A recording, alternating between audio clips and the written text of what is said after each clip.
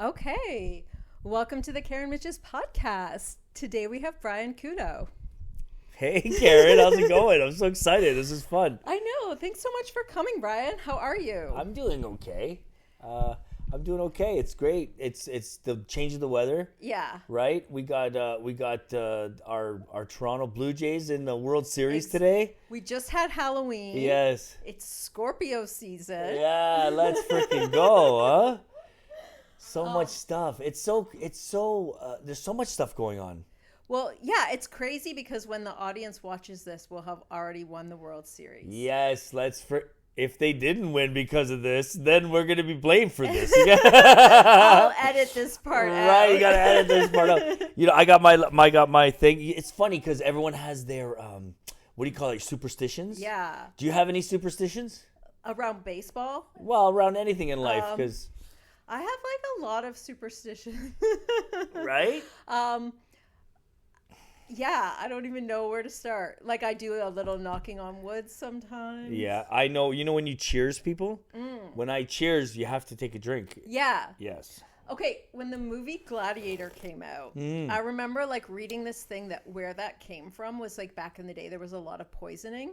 So when you were cheersing, you were actually pouring it into someone else's cup. Yes. But I remember telling my family, and that's why it's bad luck not to drink after. But then all my family just immediately developed that superstition. So if you ever have dinner with my extended family, like everybody cheers, everybody drinks after the cheers, and they'll get mad if you don't. See? Yeah.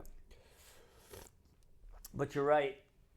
It was something back in the day. They would hit their cups together and squish. It would sloosh the alcohol or whatever they're drinking into the thing because, you know, imagine living a life where you never know when someone's going to kill you. Yeah. I think people don't realize, like, I don't think there was a lot of, like, they didn't have police. No. Like, you were the police. Yeah. Like if something went bad in your life, you had to go get your cousin. Listen, if I was living back in that day, I would be the jester.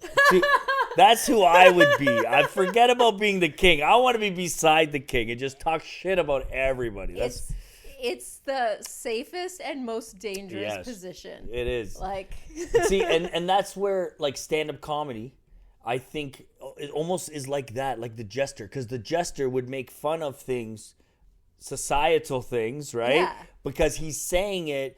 The king will laugh, but it's also bringing attention. Yeah. To what's going on in the kingdom, right? So, have you heard of the phrase "jester's privilege"?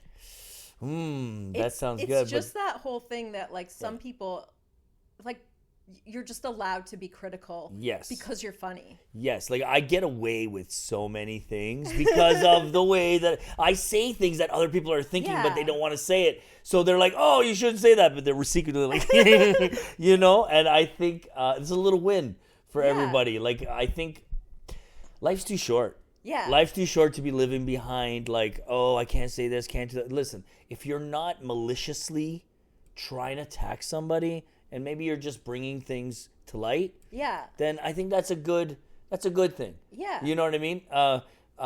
The garbage joke made by everybody knows Hitchcliff. Tony, when he did that garbage joke, it was because there's actual problem with garbage there. And so the people that understood it was the people from there. And they're like, yeah, they're like loving it. And meanwhile, all the white people are like, oh my God. All the Karens are like, oh my God. You know what I mean? Well, up in arms. It kind of relates to the whole Karen thing because people will say to me like, oh, that must be so hard for you because they're making fun of you. And I'm like, no, because I have a sense of humor. Yes. Yeah. And it's like, it wasn't a joke written specifically because I did something. It's a joke written because white people and white women have a certain way of exercising privilege.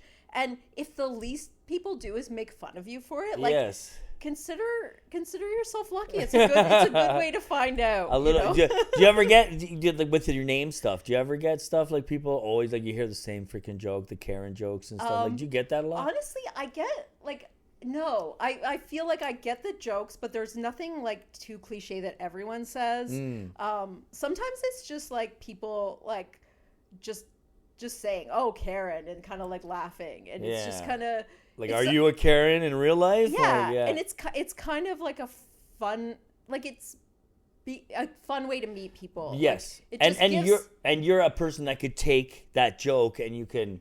Yeah, like it just gives me a reason to be silly with people, like right at the moment I meet them. And when you go out on stage as a comedian, it's a gift, right? Yeah. What'd you have? You had one Karen bitches and the Mitches. What? How? So, I guess like I had a show I used to do at Backroom. Okay. A monthly show, and it was Funny Bitches with Karen Mitches. Nice. I love wordplay. I love it. I'm just a simple guy. See, when I was a kid, like my last name's Couto, right? And when I was a kid, they used to call me Brian Cooties. You know what I mean? Oh. So that was I had to keep moving schools. You know, I used to go to school. I was actually born in Toronto. Yeah. I was actually born near Backroom Comedy Club, like Crawford, and then I moved to Shaw Street. So I went to the schools there. I think it's Pierre Trudeau, but I went to Grace. I went to a couple little schools there, and then it was it's definitely different coming from a big city and then going to a little town. Because you guys moved to... we moved to Mississauga, but then very shortly, like a couple of years, and then I grew up in Cambridge. Okay. And at the time, Cambridge had like 60,000 people there. So coming from the big city, going to the little town of Cambridge, like when I first moved there, I was like the new kid. They're like, "Oh yeah, this kid from the city." I was so cool. I had 3 girlfriends. You know what I mean? I was in grade 4. Oh. But I had 3 girlfriends. I had a black girlfriend, a freckle-faced girlfriend, and a blonde girlfriend. I remember the 3. And if you girls are still out there, hey, I'm single again. Hey. I'm actually friends with these girls still till now, but it's that whole mentality. Like it was like a little town, and I was so cool because I was coming from the big city kind of thing.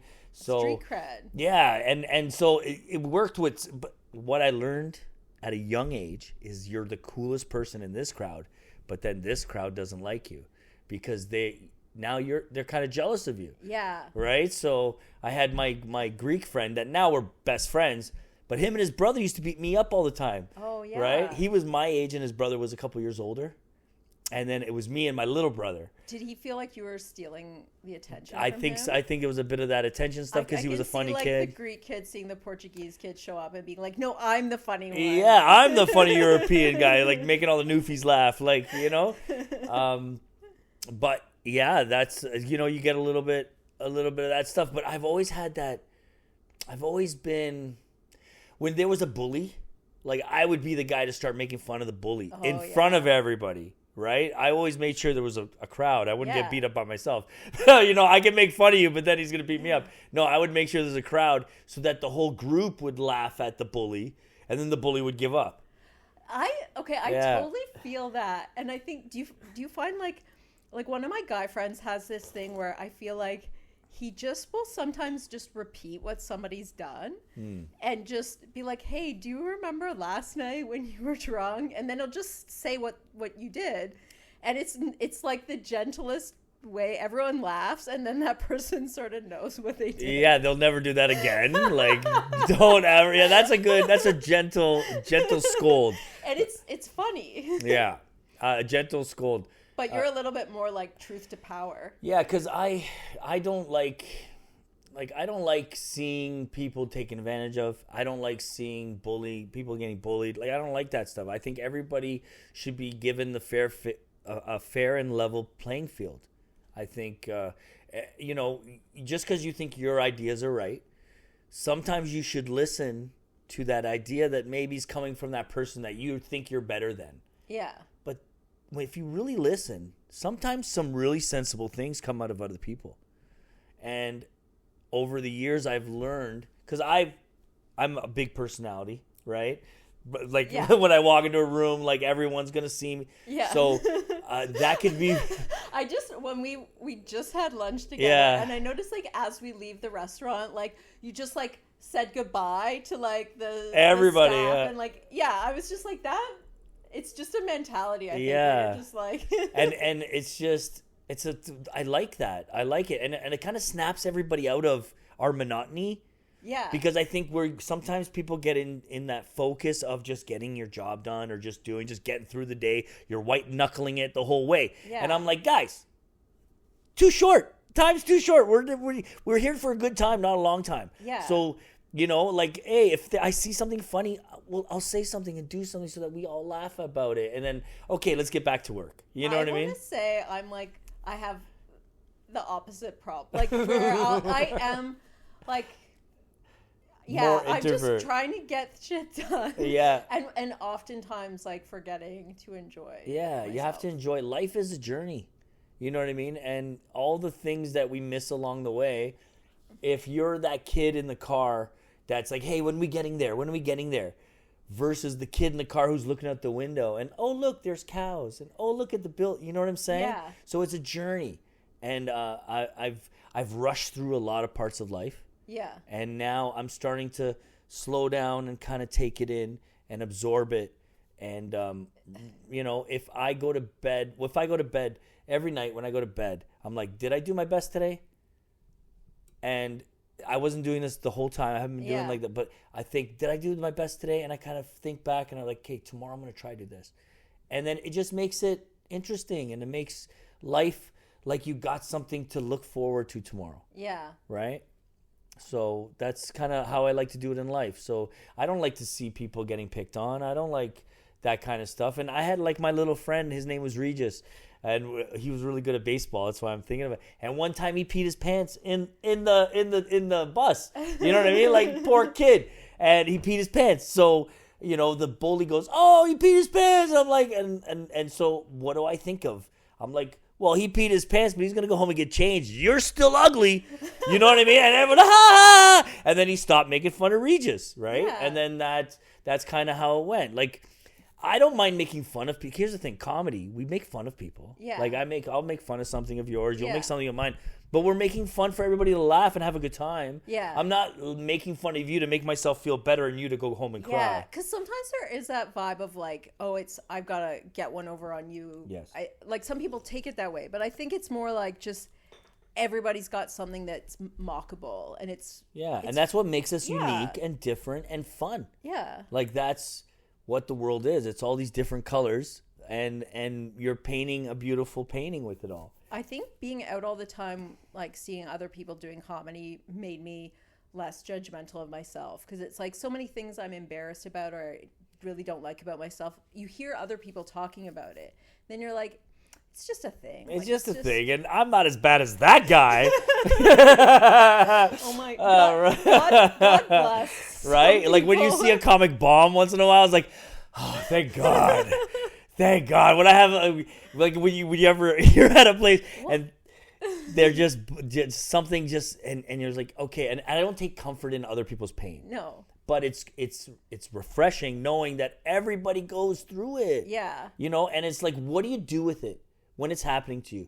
Do you let it bog you down? Yeah. Or do you just learn from it and keep going? See, the thing is, when it happens to me, I'm so upset about it. I take it way too seriously. Mm-hmm. But when I see someone else going through it, I'm just like, I don't even care. I'm just like, well, I want them off this stage soon. And then I'm kind of curious, because sometimes it pertains a bit to the audience, and like they might be in a sad mood, or there's not a lot of people and the show's gone sour a bit. And then I'm just sort of being like, who's going to bring it back? And Correct. like thinking about the next comic and watching to see if they, so it's not even like nobody's watching your bomb thinking, wow, this guy's the worst loser ever. I hate him. Like yesterday I was, yesterday was Thursday. No, Wednesday. Wednesday I was at Dojo at Backroom. Speaking of Backroom. Yeah. And everyone's going up. And the one guy who's really good at it was who's trying new stuff. And that's the purpose of it. You're supposed to try new stuff. And it wasn't really working. He's like, fuck. I was like, yeah, this is new. And that was so funny. Yeah. Because he was being real. And he was like, and he gets his phone. He's like,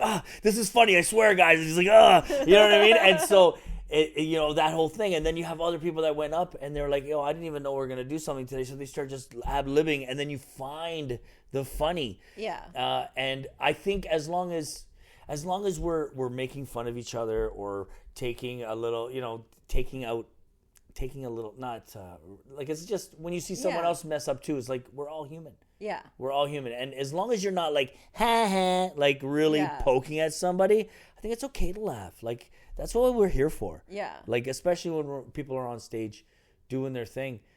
We're up there to make people laugh. Sometimes you might start taking it the wrong way, but then you almost got to look at yourself as an audience member. Like, what are you here for? Are you here to have a good time, or are you here to be judging people? Yeah. Because if you want to judge people, just sit on the subway. You can judge people all day. But if you're coming to a comedy show, fare is lower. Right? It's way cheaper to get in. But yeah, I think it's all about the mindset and the way that we do comedy, and we're doing it to have fun. We're not doing it to poke and to bring other people down. Like, you know, we're doing stuff, like, my mindset is to make each other better. You know what I mean? When you said, hey, I'm doing it, like, come do this, I was excited to do this. It wasn't like, there's another chore. There's another chore I got to do, or, here goes Karen trying to get famous off my name again. Like, that is my main but yeah, I enjoy doing this stuff. I enjoy working with other comics. And like I said, I don't like the bullying. And to me, gatekeeping is also like bullying, you know? And in this industry, like any industry, there's going to be people that are bigger players, and they're going to want their players to play. And I get that. But there's so much need for comedy. Yeah. And there's so much need for entertainment that's good and something that everyone can go to, that there's room for everybody. Yeah. I don't think anyone's my competition. One, because I don't think there's anyone else like this. But but mostly because I try to be true to myself. And if you're true to yourself and everyone's their own unique person, there's room for everybody. Yeah. You know, there's room for everybody. There's 8 billion people in the world. You just need a handful of them to think you're funny, and, you know, that's all you need to just keep going ahead, right? Was comedy something that you wanted to do when you were growing up? So, as a kid, there was something different about me. Like, when I was a baby, my mom would put me, like, I was on the bottle, and she would put me in front, like, in a little, like, bouncy chair, right, with my bottle, and in front of a black and white TV. Like, that's how old I am. We had a black and white TV. My parents were poor, and I'm old. So we had a little black and white TV, and it would be on the kitchen, right? And sitting there on the counter, and I'd be drinking my bottle, watching what's happening. And I've always liked TV. And I've always, like, I understand, like, commercial break. Back to the intro. And now here's the body, the meat and potatoes, making people laugh. Now it's time for commercial again. So the entertainment part of it, and to realize also that's entertainment. This is real life.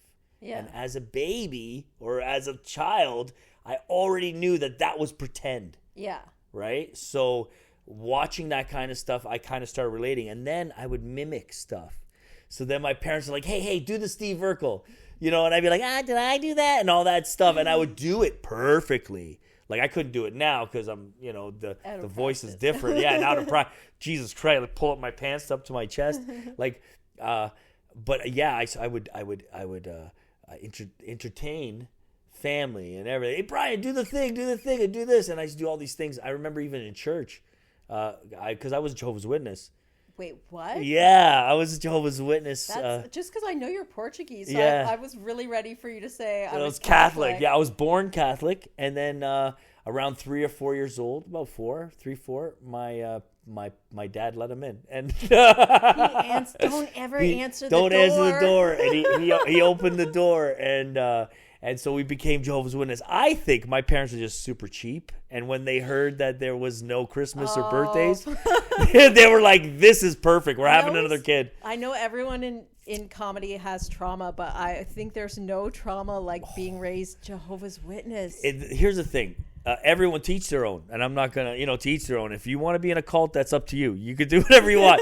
No, pick a fun one. Pick a fun one. No, everyone, like there's a lot of people that need some kind of guidance. Yeah. Yes, 100%. And if you're going to be going to church 3 times a week, or you're going to go to Bible studies 4 times a week, but you're not doing heroin, that's great. Yeah. I think that's great. But for me, as a child, all of a sudden I'm not getting Christmases and presents and birthdays. Like I can still remember my 3rd birthday. I got one of those phones that you pull and the eyes go ding, ding, ding, ding, ding. Remember those? The rotary phone, like ding. I had one of those as a toy. I still remember that. I remember my grandfather telling me to blow out the candles as he's smoking a cigarette. You know what I mean? Like crazy. What a memory we just brought back.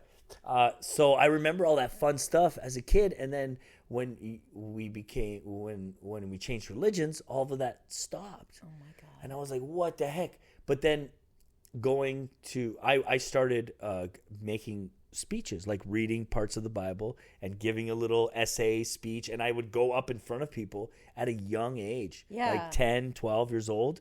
Before that, at 7 years old, one of the ministers seen that I was like kind of funny, and he's like, hey, come here, you're gonna do something with it. So we got on stage. I was sitting on the chair. I had a mic, and he's like, hey, this is your line, this is what I want to say. So already at a young age, I was already kind of performing, right? It's probably good you got out of the well, yeah, because I definitely would have been I definitely would have been a cult leader. I would have been a cult leader by now. I'd have my own, you know what I mean? But yeah, that's the whole thing. But my calling has always been, I think, like entertaining and making people laugh, and just bringing sunshine into dark places. That's amazing. I think that's the best way to say it. Yeah, because even when I just see you at a mic, like you bring a lot of sunshine with you. You know what's crazy now? I can't go into a room without hearing Couto. And so but you kind of started that. Yeah, see, like it's a good way to get people to remember your name. Yeah, and so it's an older. It's something from Couto Mobile, which is right. So I still have Couto, right? So we should talk to them and say, hey, But so I just think I like parodies. I love parodies, like Weird Al Yankovic. Oh my God, yeah. Was one of my childhood idols. Like I remember dressing up, stuffing all my clothes, and being a fat person and dancing to Fat. I remember doing a coordinated dance routine to, was it the White Stuff? Which out is Weird of here. Al's parody of New Kids on the Block. The Right Stuff. So me and my friends were like 11-year-old girls who had like in grade 5 been obsessed with New Kids on the Block, and then the next year we're like into the Weird Al song. That's amazing. We have some similarities. Look at that. We got some similarities. I've always liked the comedy part because making people laugh is like a skill or a gift. You can't learn to be funny. Yeah. You can't. I think that's the one thing you can't learn. Like when we can develop our skills as a stand-up, or as a podcaster, or as an actress, you could develop your skills. But I think to be funny, you can't learn funny. You got to know what funny is, or you don't. Yeah. Right? And you have to do your own style of comedy. Correct. So it's just very whatever it is. Yeah. And like I'm not everybody's cup of tea. I get it. But I have some die-hard fans. Like some die-hard fans that message me all the time, that will come like drive to the opposite side of Southern Ontario to come see me. They'll get a hotel room and everything, and because it's fun for them. Yeah. You got to find your niche, and you got to.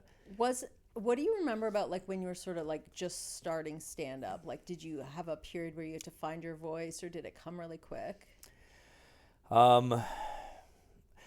Even now, I'm still finding it. Like I know who I am, but that flow, when you're on stage, there's a flow that after 1,000 times of doing it, you have, that you can only explain or do by doing it, right? Funny is one thing. I'm funny. Yeah. In a group anywhere, I'm funny. When you're on stage, you're not getting that feedback from other people. So I think that's what it is. I think when you're in a group of people and you say something, someone will say something else, and you're like, okay, now I know where everybody's at. You can gauge the conversation so that you know where to go. When you're doing your thing on stage, you have I have my routine, but then if it's not working, I'm like, shucks, this is not the crowd for this. Yeah. So I'll pivot and go do something else. I don't like editing myself for the crowd, but I do a different routine in Stratford than I do in Toronto, than I do in Cambridge. Yeah. Because of the crowd. Not that I'm, bowing down to the crowd. I don't want to be censored, but what I want is everyone to have a good time. Yeah. So you have to talk a certain way in different places. But my voice was always one of two things. One, thinking I'm the smartest guy in the room, right? But really being quite foolish, right? Or making mistakes. I am really funny at making mistakes, just saying the wrong words or whatever, and then either correcting myself in real time or just being oblivious to it. Yeah. And then the audience is laughing because I'm oblivious. Do you know? Yeah. So that's kind of the characters that I like to play. Loosely based on real life. Loosely based. But that's kind of my shtick. It works for me. The crowd relates, and I have fun with it, and I think that's the most important part. Yeah. Yeah. Sometimes I do political rants, but they don't make sense. I'll rant about blotting out the sun or the politics of McDonald's land, and I think it's because one of my problems in life is I am really analytical, and sometimes I take my own opinions too seriously. So I love to loudly have a very stupid opinion. That's funny. I working with people, working with different people, if you're doing sketch comedy, before here, we're doing a little sketch, basketball sketch. And we're doing some sketch at Christy Pitts. We're doing a basketball thing. Your idea, whenever you give an idea to a group, you have to almost think of it as it really only matters to you. Right? Your opinion really only matters to you, and it shouldn't matter to anybody else. Yeah. And so if you give out your opinion and they give you theirs, you're like, okay, agree to disagree. Or if you're working on something together, sometimes I would let the other person choose what they want to say because it's their character. Yeah. You know what I mean? Even though I think, this would be funnier, comedy is subjective. Right? What you think is funny and what I think is funny is maybe different than what the audience think is funny. Yeah. So, doing women in comedy, right? Right. Some of the jokes that these ladies are saying, I don't understand. But I look at the audience, and the girls are just dying. They're rolling. I love it. So, just for context, Brian produces many shows, but one of them is Women in Comedy. Yes. And so I'm about to be on my first time on Women in Comedy. Yes. You're going to be our headliner. You're going to be our headliner in Stratford. Let's freaking go. I'm so excited. I've seen you do stand up around, and this is the first time we actually get to work together. Yeah. But I've always liked you kind of stick out. I don't know if it's the curly hair or what it is, but you've always stuck out, and I'm like, I really like your vibe. I like what you're doing, and so you're going to be with 5 other ladies. Yeah, we've got Kristen Doucette. Yeah, we've got Talia. We have Noelle. Yes. We have another Karen. Kareen. Yeah, Kareen. Yeah, we have the brown Karen. We call her Kareen. We're gonna edit that. Yeah, we got the brown Karen. So and by putting you all together, you're all very different. You're all very different ladies coming from all different walks of life. Yeah. And the audience, because so my very first show I ever produced was with myself and another comedian. Yeah. And then we did it, and it was great. We did 2 shows. It was fine. And then I tried Women in Comedy with a different set of women. And after I did that, I told the place, I said, hey, so which one do you like better?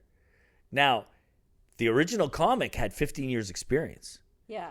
And my most experienced comic on that show was 4 years. I think it was Tia Percy. Yeah. So Tia, at that time, I don't know how many years she's been doing it, but she was definitely not as long as the other comic. And they said, you know what? We like the women in comedy because there's different opinions and different things. And I'm like, I know. It's awesome, isn't it? So that's why it's like one of my favorite shows to produce. So this is the 6th one. And then we're going to do number 7 in Toronto in December. Sweet. Because they've been typically like Cambridge, Stratford. So we did Cambridge, Stratford, and Toronto. Those are three cities. So I like to rotate all 3 cities. So every 3 months we'll be back in Cambridge for Valentine's Day. Nice. Right? And so I build a good relationship with the venues.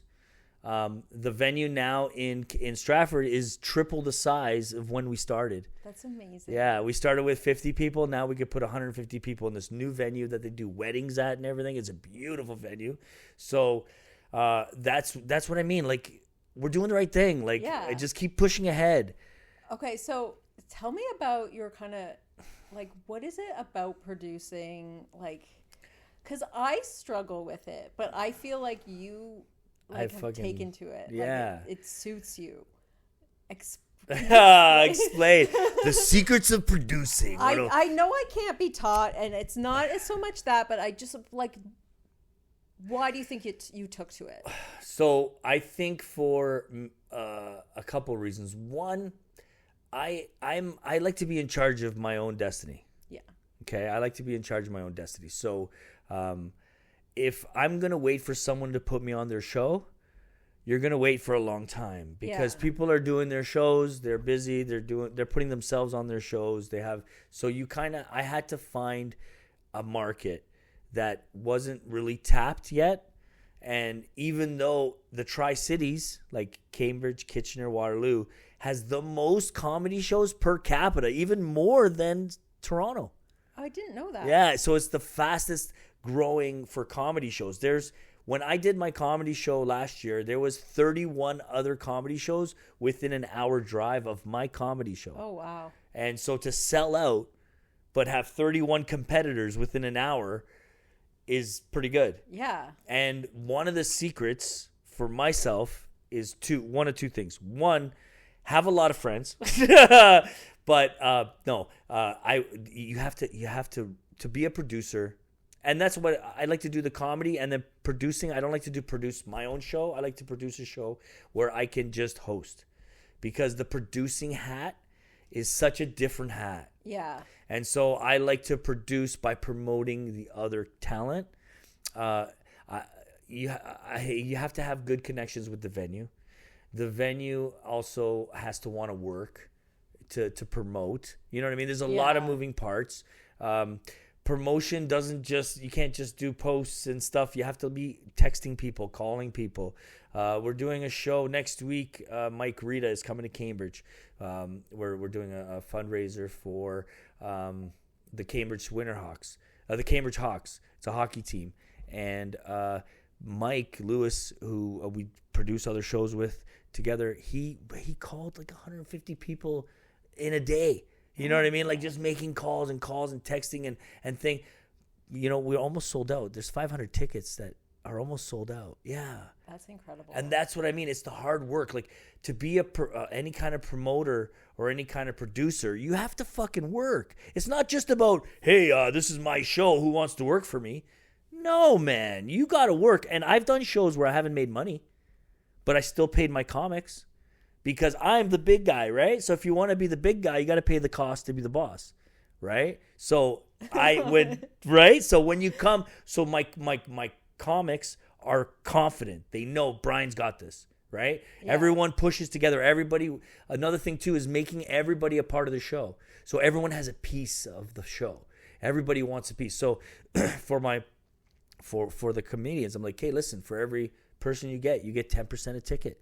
So I'm like, oh, wow, now it's an incentive, right? So Kristen in Cambridge, she brought like 10 people. She had a whole section of her fans there. It made the show better. Yeah. Do you know what I mean? So it's all incentive. I'm not a greedy guy. I want to make the best show you've ever been to. That's all I want to do. I work. I have my own job. If I don't make money off this, that's cool. But was it good? Did everyone enjoy it? The people that paid for a ticket and babysitters and gas and a dinner to take his girl out and a new suit for her husband because he looks like a slob all the time, and now he's got something nice to wear to go out. Like all of those things, I take all that into consideration. Are those people happy? Yeah. Did they get what they paid for? Do you know what I mean? And if that's your drive, you'll make a great producer, great promoter. If you just want to take care of the art, then team up with a guy like me. Right? I'll take you places, kid. You know what I mean? Work together with, I think, okay, another thing with producing, it's a group. It's a group. Everybody, like this, there's a lot behind me. There's other people behind me that no one really knows about because they're busy doing their stuff behind the scenes. Yeah. I think it's very important to have other people in your corner and not be jealous of each other and really work together. So while I'm doing one thing, there's someone else in the show making calls to get people there. And luck, a little bit of luck, a lot of hard work. Not everything's. You can't control it all. Yeah, you can't control it all. My life is always changing. I have a plan A, B, and C. I think with anything in life, you have to be ready for whatever comes at you, and you got to keep going. Yeah. Right. So producing, it's not only about the producing part and saying you're a producer. It's about actually producing. You have to get out there. You have to call people. You have to make the flyers, put up the flyers, or you have to have people in those positions to make it work. And it is so much work. And during the show, when I'm doing my hosting, that's the funnest part for me. Yeah. That's the part that I do all of that for that part. Because now everybody's like, yeah, and everyone's having a good time. And that's why I'm doing it, is for that part. So the payoff for me is putting on a great show and having everybody like leave there like, yeah, let's do this again. Like I have the same people come back. Yeah. Right? And then the new people that see the show, they all talk good about it. They're like, oh, wow, this is better than that other comedy show we went to. Buddy, that's what I want to hear. That's what I want to hear. And that's more important to me than anything else. And also by everybody growing and becoming better. Because it's really lonely having to do this by myself all the time. And by having other friends that like, hey, I want to be a part of this time. You know what I mean? So just giving opportunities, not being jealous, and just always pushing ahead. I think that's the main thing. And you have that mentality too, like where you're finding things fun as you're doing them, which I think is so important because that day of the show, like you got your producer hat on and you're hosting, so you have to be having fun. On that day, I want to have all my producing done. You know what I mean? All that stuff done. On the day of the show, all you could do is have a good time. All you could do is put on a good show. Yeah. And yeah, that's the main thing is you have to really, for this business to work, you have to really love it because you're working all the time and you're not always getting paid versus working for someone hourly rate. Doesn't matter what you produce, you're getting paid by the hour. Yeah. But with us, all these things, like even today, what you're doing today, it's a piece of the big picture. Yeah. It's a piece of the big picture. What we're learning today, there's going to be an experience that you're going to take from today and we're going to use later in life.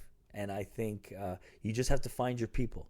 And I think you connect with people when you first meet them or when you work with them for the first time. And you just have to be like open and ready for it. Because the opportunities have come and gone and I miss them. And I'm like, and I'm regretting. And sometimes life comes and you can't do certain things, but regret or missing a chance or whatever is that it's not detrimental, but it's like it'll stay in the back, it'll haunt you. The way I handle regret is like it makes me not have more regret. Like if I didn't sort of feel bad about certain missed opportunities, I wouldn't have the right mentality right now. Yeah, so all you can do is be what you wish you'd been before. Correct. Or that drive to like, hey, don't let that slip through my fingers again. Yeah. Right? Yeah, no. It's this whole it's all about navigating life. Like at the end of the day, whether you're doing comedy or you're a nurse or whatever you are, it's all about navigating life and getting to where you want to get to. And there's many different ways to get there. I think there's something with like being a performer and I think it's the same for athletes, where it's like certain life lessons are just a little bit more immediate. Like other people are having the same experience, but it'll take them longer to realize certain things are failing or something. There's just a lot of like real time lessons. They happen fast and you can see them. Yeah. And I think when you're doing a comedy, when you're trying stuff out for the first time on stage, that's as real time as it gets. Yeah. Versus when we're doing a video and we think, hey, this is going to be really funny, but we don't know what it's going to be until it gets published, and then you take a look at how much reactions to it and everything.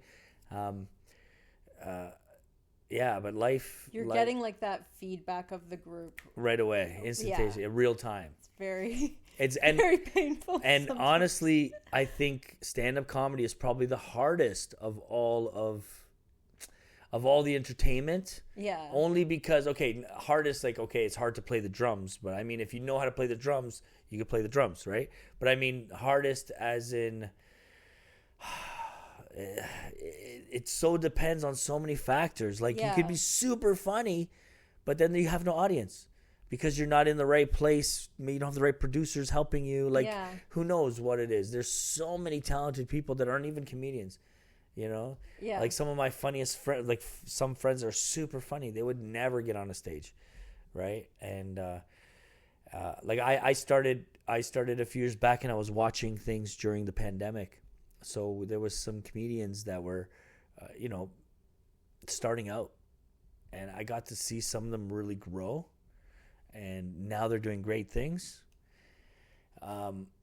Do I want to become a comedian, like a stand-up comedian full time? I don't know. I think I want to do more entertainment. I think I want to be part of a group. What do you think? Like, what do you think is your core dream? I think since I was a little kid, I've always liked TV. I've always liked movies. I think it would be somewhere, not an actor, because I don't want to remember all those lines, but I do like the entertainment. I like making people laugh. I would love to have a special one day, like a Netflix special of a stand-up special. That would be a dream. Yeah. But I think I want to do some media, like some TV and videos and stuff, like to have a show, like a little comedy show, like skits, like a Kids in the Hall or Living Color. Like Toronto produces really great stuff too, like Baroness Von Sketch. Yeah. Is out of here, like. There's so many. It's Tall Boys. Yeah. We know Tim Blair, right? Like it's I know like those people have worked very hard and it took them a long time to get what they wanted, but it does happen to people like you. So and I don't think I think what's going to happen, I hope, this is like when you kind of feel like where things are going, I feel like someone's going to see something that we do and say, hey, I want you to be a part of this. Yeah. And then from there, everything will start to open up. Yeah. But I think as a person, as an entertainer, as whatever, you have to be ready to take that. That's like, because sometimes in stand-up and in comedy, I feel like I'm not getting the opportunities I want. But then I'm like, you know what? Am I even ready? Like, because I think, well, I don't have an hour of comedy yet. And like, I'm working on a screenplay, but it's not done yet. So it's like, I could sit there and be like, oh, I'm not getting all these opportunities. Or I could just go home and do more work. Yeah. Like, and go out and do more work. So you saying that reminds me of like when I didn't get to go up on stage because there was too many people. And I was like, oh, today my set would have crushed. Right? Yeah. Maybe I wasn't ready yet today, but we don't know. But so you can either take it as, okay, you know what? Maybe I wasn't ready yet. Let me take a look back at that script. Maybe there's something missing. And when you go back and, oh, yes, this part, that's what's. And so I think if it's supposed to happen, it'll happen. Yeah. Right? Sometimes we don't get what we want. We get what we need. Yes. Right? And I know for myself, you have to be ready. So, like, I used to struggle with different things in my life. I addiction struggles and all this stuff. Once I got that under wraps, my whole life started to change. Yeah. I could feel the universe start to open up and opportunities. I was able to see opportunities. Plus, now I'm in a better state of mind. My comedy is actually, like, I'm working on comedy. Yeah. I'm like making sense of where the joke is. You have to be ready. I think by being ready in life, then you're ready to accept where it's supposed to take you. Yeah. And there's a whole thing within, because I'm also sober, and there's a whole thing like the serenity prayer, things around grace, like accepting things you can't change and then changing things you can. And it is really important just to life in general, and especially a life that's like more like entrepreneurial, like and this kind of life, especially when you're failing, it drives you want to drink. And it's like you're always in a bar. You're always in a bar. Other substances. Yeah, like oh my god, like how many times I've been at, like when I came to the scene. I don't know if you know this, but when I first got introduced to the scene, my nickname, I was known to the guys at Backroom and everything as Cocaine Brian. That was because I was always hyper, and they're like, "Yo, that's Cocaine Brian." So that's how I got baptized. That. From the Snacks to Life podcast, Snackman and Mike Rita, shout out. He called me yo, because I was like, my name is Couto Brian on my Instagram, and he's like, Couto Brian, it's more like Cocaine Brian, like, and that was when Cocaine Bear was out and all that, right? So we played with that, and it's that crazy energy, but I just gotta have fun with it. You do. Yeah. Somebody said to me once, like he was like, like he just found out I don't drink, and he was like, having a beer in front of me, and he's like, oh, is that hard, like, because we're always drinking around you? And I'm like, I don't need this situation to want to drink. Like, I want to drink at work, like yeah. And that's the whole thing. Like, once you get sober, your whole mentality is changing. Once you've already lived through the hard stuff, everything else is easy. Like, you don't care if a comic doesn't like your comedy and says something. You're like, cool. You know what I mean? It's not a big deal. In the beginning, maybe you would or whatever. But then you're like, we're all living our life. We're all going through our own struggles. When you go through all the hard stuff first, the rest is easy. Yeah. I think when you've been through things, and you're not scared. You know what I mean? Like, are you kidding me? I used to sleep in my car. You know what I mean? I used to sleep in someone else's car. You know what I mean? Like, this is no big deal. It's just more like it's not such a big deal. And things that when you're younger, you're all worried about, like style or whatever. You're so worried about certain things that when you get older, you don't care about it as much. And there's still people that really worry about what society thinks of them and all that. Yeah. But I think as a comedian, if you really want to make it, you have to have that mindset that people are there to see you. And I think it connects back to the jester's privilege. Like, if you are a comedian, like, you're allowed to be yourself. You're allowed to say what you think. We're the ones that are allowed to. But maybe you pay for it. Like, some people are mad at you, but other people are so happy you said it. So you have to, if it's really what you want to do, you have to be willing to 100%. Sort of pay for the accolades with the criticism. Yeah, and you see that with different comics in Toronto as well. Ben Bankus. Oh my god! Right? Love him. But he's gotten his stuff canceled. Like, he's had, but I think for some guys who are that extreme, like, it can be scary. Like, well, because you're provoking extreme thoughts, and you're really going against what the norm. And I really dislike his comedy, but I don't think he should have to be afraid. Like, correct. People do get really unhinged. Yes, and that's what I mean. How are you getting unhinged by what he's saying and not unhinged by the situation that he's talking about? Like, how can you get mad at him about talking about Hamas or anything else? I don't even want to say names so that we don't even, start bringing stuff up. But how can you get mad at that? Isn't he bringing that topic to light? And how is worried about, what about the people who are actually making the problems? Yeah. Worry about that and focus on that more than a comedian that's trying to. But there's like a weird conundrum though, because like the words are powerful, like for a reason, right? Yes. Like I really do disagree with your opinion and you're saying it, like, it's like I have a right to be enraged by that, and it's why art works, is because we're emotional. But then there has to be also like an agreement that like when we go to the theater we're not going to attack the actors. Yes. It's a forum to be passionate but not to yes be and violent. It's entertainment. At the end of the day, it's entertainment. He's not invoking hate speech, but he's making fun of stuff, you know what I mean? And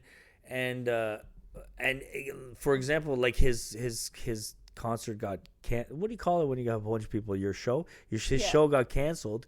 But then Yuck Yucks opened up like 4 shows in the same area that they sold out, show after show after show. Yeah. So there is the fan base for it. There is people that want that, because as far left or as far right or whatever you want to do, there's still, you need a break from that either way. And even if you don't agree, I think you should still have the right to do your comedy or your art the way that you want, as long as you're not deliberately trying to create hate, I guess. You know what I mean? There's something interesting too, because like being out doing stand-up all the time, like I'm around certain comedians who are the kind of material I don't like, but Correct. Some of them are like Dale B is one of my favorite comedians just to talk to out at a mic. And he does like horrific one-liners, just vulgar. You did not need to say that out loud. But I find him like the sweetest, funniest person, and like one of my favorite people to shoot the shit with. So I think in that way, like being in this scene really like we're able to divide the person from the art. Yeah, because you could see them in the back, and then you see them on stage, and you know the two different people. Yeah. With me, it's almost that line is very blurred. So a lot of times I'll tell my friends something and they all start laughing at me. I'm like, no, I'm being serious. Like, because they don't know if I'm, because it's kind of the same thing. And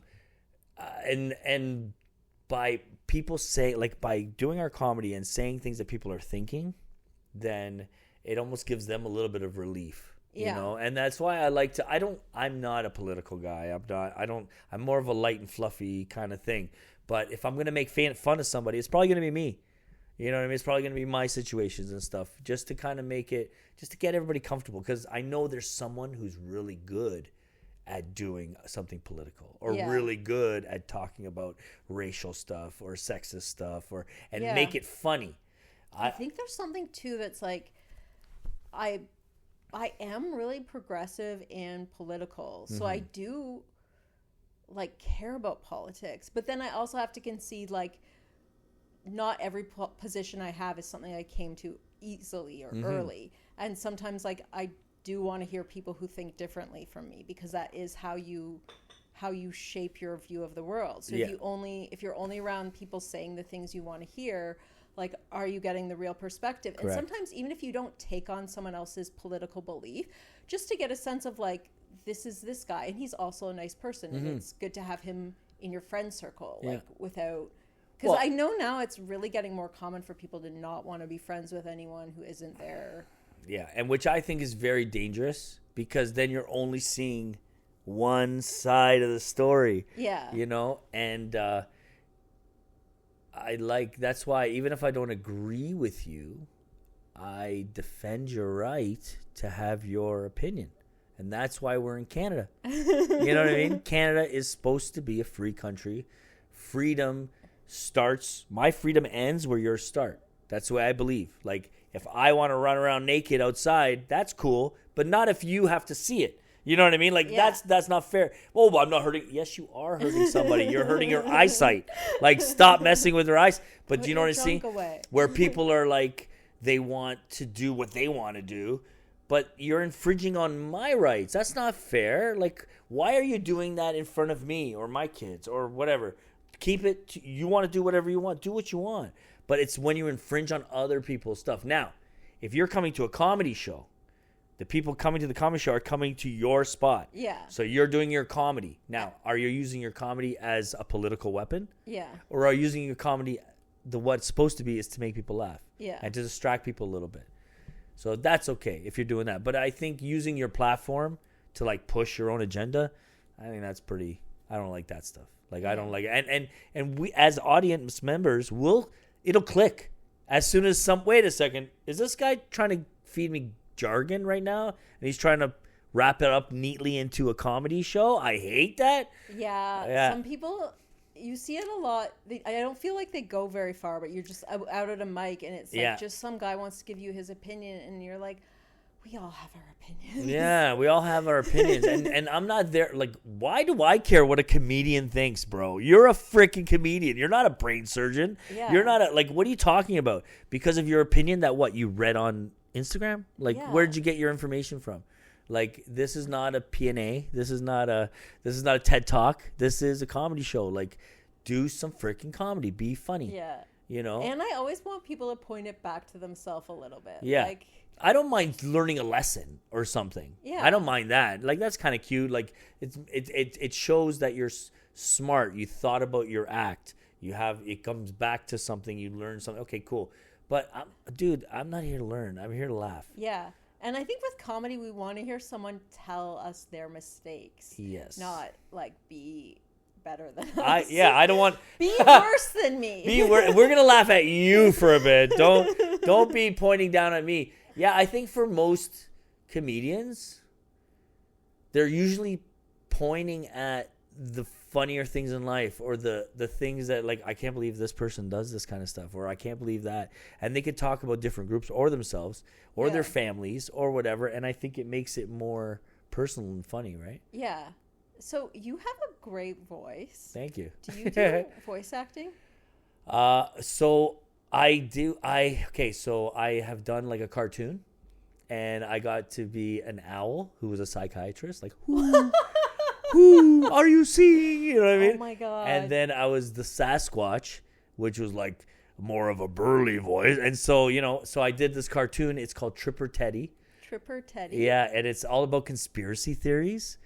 It's the best. Is it for kids? It's not for kids. Okay. It's an adult cartoon. It's called Tripper Teddy. You could see it on, you can find it on Instagram or even on YouTube and stuff. And I've talked to the artist over in Instagram, and he was like, "Hey, I have a script that I want you to read for," and so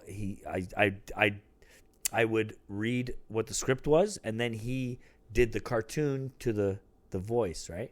And so there was two characters in the scene, so I just did both. And he's like, "You know what? I already had an owl voice, but I like yours better." So then I have both voices in the cartoons. So yeah, it was so fun. And voices was like my first thing as a kid, like one of my high school projects, because I went to a school that we had, it was a vocational school as well. So there was shop class and all that. And when we had a media room, so I had to do a radio commercial. So I did a radio. And here's where my head is at 15 or 16, however old.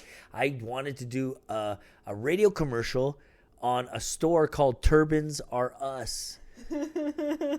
Oh my God! Like, and I thought it was a fantastic idea. And then it was the 90s. It was fantastic. It was fantastic for the 90s. And my teacher comes to me and he's like, "Hey, your project." I go, "Yeah, wasn't it amazing?" And he's like, "You don't have a problem with your project?" I'm like, "No, I thought it was some of my best work." And he's like, he puts it on. He's like, "Listen to this." And I'm like, "Yeah, okay." I start listening. He's like, "Hello, what are you doing? Welcome to Turbans Are Us. We have blue turbans, yellow turbans, pink turbans, big turban." Swear to God, this is where my 15-year-old head was, right? And he's like, "You think that's appropriate?" I'm like, "Well, I didn't say the prices or nothing, but yeah, I think that's fine." Like, what, you think my accent was off? Like, do you know what I mean? Like, it didn't even register because I wasn't doing it to be racist. I was doing it to be funny. Yeah. Right? And so obviously I couldn't submit that. I had to do a different project. I was like, "Yeah, come down to Neil's car car shop," or whatever. I don't know what I did after. But anyways, I had to change it. But it wasn't because I was trying to be mean. Yeah. I had many friends. Like, I was in Cambridge. We had tons of brown people there. Like, there's, I have most of my friends were, and it was just a funny thing. And when I told them, they laughed their asses off. They loved it. They thought it was funny. Like, we like to be represented. Like you like to be represented in comedy. Like, oh, he's making fun of me, yay! Right? When we do this show, when I do the show in Cambridge and stuff, I know the people, so I'll like mess around with them. I was like, hey, yeah, guys, you guys know I work special needs. Yeah, there's the crew right there. It's the concrete crew. I'm like, look at the concrete crew there. Like all the guys, hey, say hey, you guys, and you know what I mean? I always find like because I do a lot of anti-male jokes and dudes love them. Yeah, they're the star. Yeah, we like talking about you. We kind of like it that we're part of the show. Yeah, you know what I mean. So that's the mentality that I had when I did it. I didn't mean to. I wouldn't do it today because I know it won't go over. But if I was doing, show for Indian people, I would probably do it because I have some really good. Like I have a funny Indian joke that I say to Indian people and they think it's hilarious. Yeah. But if I say it to Karen and Mike, Karen and Mike don't like it. But Habib thought it was hilarious. Just saying. So, and I think we get a little bit too worried about hurting other people's feelings because I didn't hurt them in the first place. Yeah. When people feel bad for what happened to whatever race, whenever it happened. Listen, we've all been slaves. Like everybody. Every race has been up. Every race has been down. Yeah. You know what I mean? Except for maybe the Greeks, I think. No, I can't. No, you got right? You guys had those. You guys were big time. Those 300. All that's in Greece, isn't it? We've been the villain a few times. Yeah, right. So everyone has their ups and downs. So I don't feel sorry for anybody more than anybody else. We're all living in the same spot right now. We all have the same opportunities right now. So let's just move ahead, and let's not worry so much about what you're going to say. Let's worry about why you're saying it. Mm-hmm. Right? When someone laughs, are they laughing because it's funny or are they laughing because, like, oh, they're making fun of them? You know what I mean? And I think in general, people are trying to be more lighthearted now and trying to be more like moving on a little bit from this very binary, like everything's a fight, everything's right or wrong. Yeah. And I think social media and stuff has a lot to blame. Yeah. There was a lot of, like, you'll notice, even on some of our posts, you'll just see like an someone posting something like weird that is just only to fight. Yeah. Like, and then you go check their profile and they have like 6 friends and they're not even real. And it's their name with 14 numbers behind it. It's a bot. Yeah. It's basically a bot. So, sometimes it's not a bot. Sometimes it's a 12-year-old. Yeah, sometimes it's a 12-year-old. Sometimes it's just like a legit Karen, But we have to be very different. We've got to be careful when it comes to like stuff on social media. It's not real. Like my Instagram is not my life. Yeah, it's my Instagram life that I'm making everyone laugh. And that's what a lot of people don't understand either. Yeah, and some people won't put their phone down, so they can't get out of like the loop they're on. I put my phone away purposely certain times of the day to like you need quiet. Yeah. Like I already have enough voices in my head. Yeah. I don't need that phone going as well. And that's one of the things I learned over the years. You have to have time for yourself. Yeah. You need to have shutdown time. The whole phone thing, like when you grew up, you played in the dirt, you played outside, right? Yeah. Nowadays, they're given a tablet right there. Yeah. They suck you in their mouth and a tablet. You know what I mean? This the equivalent of me to the TV. My mom give me a bottle and watching, right? It's the same thing, and now it's right in your hand. Yeah. Right? And we were only allowed to watch TV at certain times of the day. Like, you couldn't just be watching TV anytime you were home. No. And I mean, I wasn't allowed to watch TV at night because after midnight, our TV used to change. Like, I don't know. But, I'm glad that I was born the time that I was. Yeah. Because I was able to learn from an early age, that's TV, that's fake. Yeah. That's trees and grass, that's real. You know what I mean? This is people, people are real stuff versus now people are online. Also, like, I feel like behind us, kids got like way more rules and more like being driven around and like their time managed by their parents. Yeah. So like we didn't have, now there's almost too much freedom. There's too much control. Kids can Google anything they want. Yeah. It's like you can do anything online, but you can't do anything in the real world. Yes. You know, people are pretending to be an avatar, farming. Yeah. But meanwhile have never touched a real garden. Yeah. And they wouldn't maybe just know how to like go to the grocery store and buy something for their mom. Yeah. And that's it. And it's where people are starting to live in this computer world more than the real world. Yeah. That's why I love comedy and live entertainment, because it kind of breaks everybody out of that. Yeah. I think we're in a time too that because of the pandemic and everyone being used to being trapped in their houses, there was a little bit of an uphill battle. It's getting better. It's still not what it used to be, but you can see people are starting to break out of their shells. Like this whole the Blue Jays and everything. Everyone going nuts. That's good. It's getting people out of their houses and stuff, and I like that. I see the change. Yeah, right? I'm feeling that too, right? And I'm excited about it. Yeah. I want to thank you a lot for coming on. This is so much fun. Yeah. So our show is November 21st at Grayson Mills in Stratford. And that's Women in Comedy. Women in Comedy 6, headlined by Karen Mitches. This is going to be so much fun. I'm so excited, Brian. I'm super excited. I'm so glad that a few of the girls are new. I haven't worked with 3 of you, so half of the cast are girls I haven't worked with personally. Like we've seen each other. Yeah. Like I know you're a comedian. Like I think you're funny. I think you're great. I'm really excited that you invited me onto your podcast, and I'm really excited that you're our headliner. I'd like to bring the girls from Toronto to Stratford to kind of show them this is what's up. Like this is where our comedy mecca is coming from. It's like I really like the girls from Toronto. And all 6 of you are so different.